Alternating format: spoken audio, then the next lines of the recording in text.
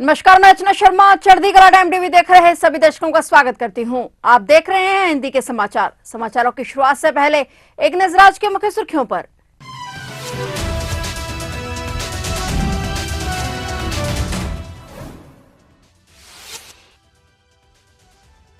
PM Modi की America यात्रा 13 फरवरी को हो सकती है राष्ट्रपति ट्रंप से मुलाकात। अमेरिकी कॉर्पोरेट नेताओं से पीएम मोदी करेंगे मुलाकात।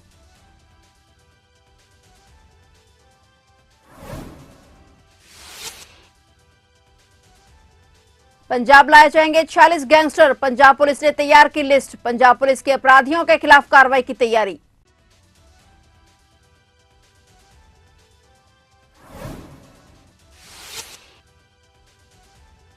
पीएम मोदी कल करेंगे महाकुंभ में पवित्र स्नान। 5 फरवरी को प्रयागराज के दौरे पर पीएम मोदी। प्रधानमंत्री मोदी के साथ उच्च स्तरीय सुरक्षा इंतजाम।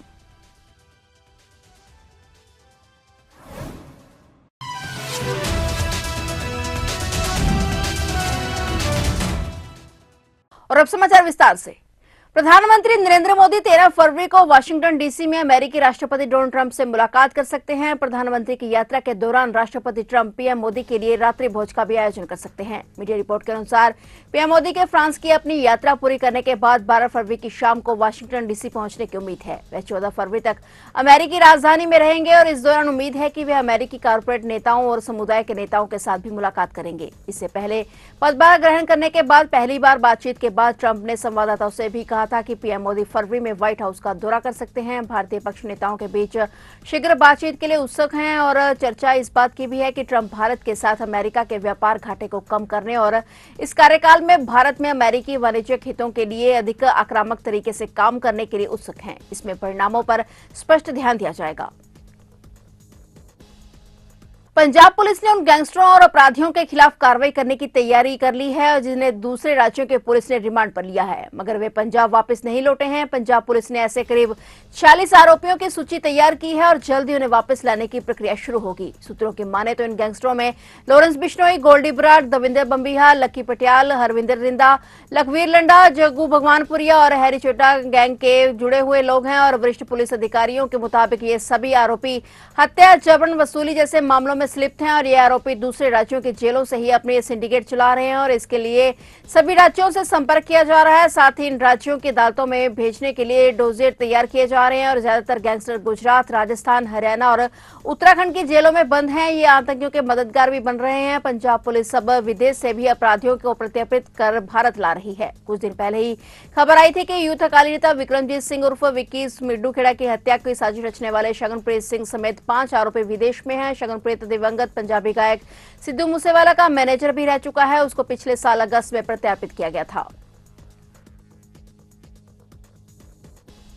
सूत्रों ने बताया कि अवैध रूप से अमेरिका में प्रवेश करने वाले कुल 205 भारतीय नागरिकों को टेक्सास से उड़ान भरने वाले अमेरिकी सैन्य विमान से वापस भेज दिया गया है। सूत्रों ने कहा कि प्रत्येक निर्वासित भारतीय नागरिक का सत्यापन किया गया है, जो नई दिल्ली की स्लिपता का संकेत देता है। निर्वासन प्रक्रिया एक C-17 अमेरिकी सैन्य विमान भारतीय नागरिकों को स्वदेश वापस ला रहा है और यह संभवतः ऐसी कई उड़ानों में से पहली है जो अमेरिका में अवैध भारतीय अप्रवासियों की वापसी लाएगी। अवैध प्रवासियों का निर्वासन अमेरिका में अवैध प्रवासियों के खिलाफ अमेरिकी राष्ट्रपति डोनाल्ड ट्रंप के सख्त रुख के अनुरूप है। इससे पहले अमेरिकी सैन्य विमानों ने ग्वाटेमाला, पेरू और होंडुरास की निर्वासित अवैध प्रवासियों को उड़ाया था और अमेरिकी राष्ट्रपति ने कहा था कि प्रधानमंत्री नरेंद्र मोदी ने उन्हें आश्वासन दिया था कि जब अवैध भारतीय प्रवासियों को वापस लाने की बात आएगी तो भारत वह करेगा जो सही होगा। सूत्रों के मुताबिक भारत और अमेरिका ने 18,000 से ज्यादा भारतीय प्रवासियों की पहचान कर ली है जो अवैध रूप से अमेरिका में दाखिल हुए थे। प्रधानमंत्री नरेंद्र मोदी कल 5 फरवरी को उत्तर प्रदेश के प्रयागराज शहर का दौरा करेंगे। इस दौरान महाकुंभ मेले में भाग लेते हुए संगम पर पवित्र स्नान करेंगे। ये यात्रा धार्मिक दृष्टि से महत्वपूर्ण मानी जा रही है क्योंकि महाकुंभ मेला हिंदू धर्म का एक विशाल और पवित्र आयोजन है जो हर बार करोड़ों श्रद्धालुओं को आकर्षित करता है। प्रधानमंत्री मोदी का यह दौरा खासतौर पर महाकुंभ मेले के धार्मिक महत्व को बढ़ावा देने और प्रदेश के धार्मिक विरासत को सम्मान देने के लिए होगा। उनकी यात्रा में कई प्रमुख गतिविधियां शामिल हैं। मोदी सुबह लगभग 10 बजे प्रयागराज एयरपोर्ट पहुंचेंगे और इसके बाद वे रेल घाट के लिए रवाना होंगे जहां वे नाव के जरिए संगम के पवित्र स्थल तक पहुंचेंगे। संगम जहां गंगा, यमुना और सरस्वती नदियां मिलती हैं को हिंदू धर्म में विशेष स्थान प्राप्त है और यह स्थल महाकुंभ मेले का प्रमुख आकर्षण है। प्रधानमंत्री मोदी का पवित्र स्नान सुबह 11 बजे से 11:30 बजे तक होगा। प्रधानमंत्री की इस यात्रा के दौरान उनके साथ उच्च स्तरीय सुरक्षा इंतजाम किए जाएंगे और उनकी यात्रा का शेड्यूल बहुत ही सटीक तरीके से पालन किया जाएगा।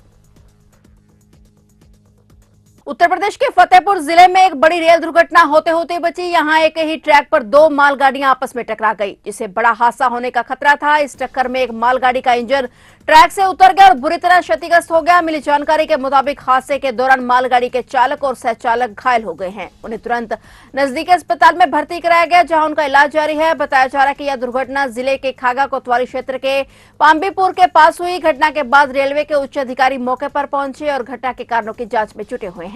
फिलहाल स्थिति को नियंत्रित कर लिया गया है और ट्रेन सेवाएं सामान्य हो गई हैं।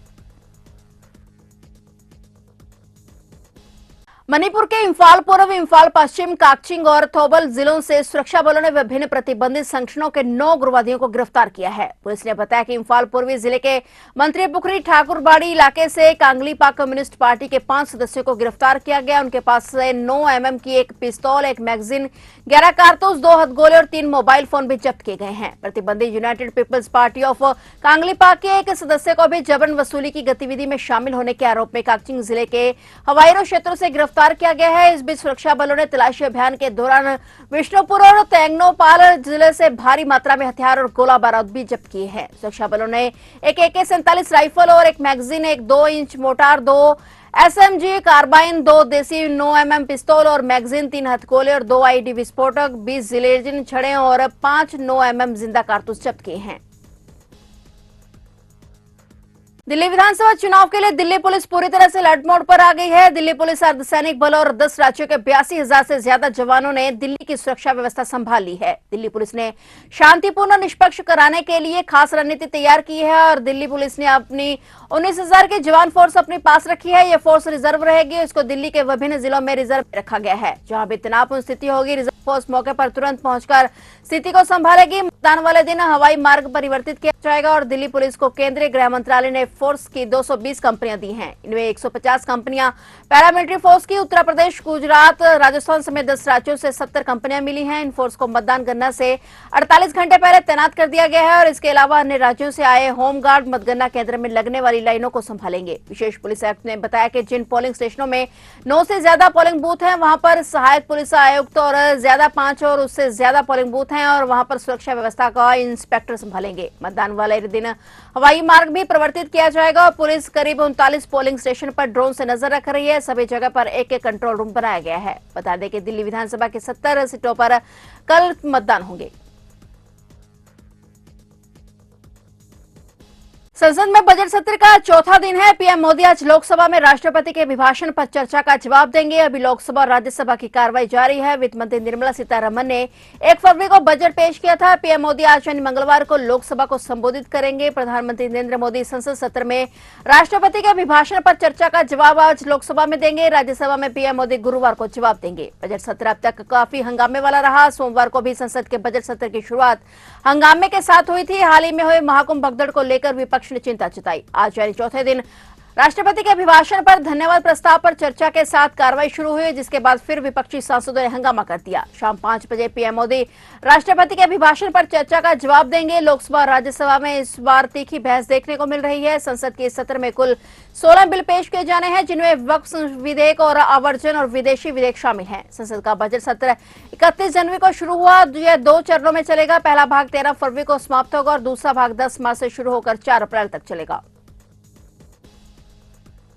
दिल्ली पुलिस ने बीती रात गोविंदपुरी में हुए हंगामे को लेकर सीएम आतिशी के खिलाफ मुकदमा दर्ज किया है। गोविंदपुर पुलिस ने सीएम आतिशी के खिलाफ BNS की धारा 188 के मामले में केस दर्ज किया है। पुलिस ने आतिशी पर चुनाव आचार संहिता के उल्लंघन का भी आरोप लगाया है। दिल्ली के पुलिस ने दूसरा मुकदमा आतिशी के समर्थकों के खिलाफ दर्ज किया है। पुलिस ने आरोप लगाया है कि उन्होंने ड्यूटी पर तैनात पुलिसकर्मियों के साथ बदसलूकी की। इलेक्शन कमीशन का सदस्य बनकर रमेश भिगुड़ी के भतीजे का रास्ता रोका गया था और रमेश भिगुड़ी के भतीजे के खिलाफ भी पुलिस ने कलंदरा दर्ज किया गया था। और वहीं दिल्ली पुलिस द्वारा खुद के खिलाफ मुकदमा दर्ज होने के बाद सीएम आतिशी ने एक्स पर पोस्ट किया कि चुनाव आयोग भी गजब है। बीजेपी प्रत्याशी रमेश भिगुड़ी के परिवार के सदस्य खुलेआम आचार संहिता का उल्लंघन कर रहे हैं, लेकिन उन पर कोई एक्शन नहीं लिया गया। मैंने शिकायत पर पुलिस और चुनाव आयोग को बुलाया और उन्होंने मेरे ऊपर ही केस दर्ज कर दिया। आतिशी ने सवाल किया कि आप चुनावी प्रक्रिया की कितनी धज्जियां उड़ाएंगे। फिलहाल हिंदी के समाचारों में इतना ही और नए समाचारों के साथ फिर से हाजिर होंगे। तब तक के लिए देखते रहिए चढ़ती कला टाइम टीवी।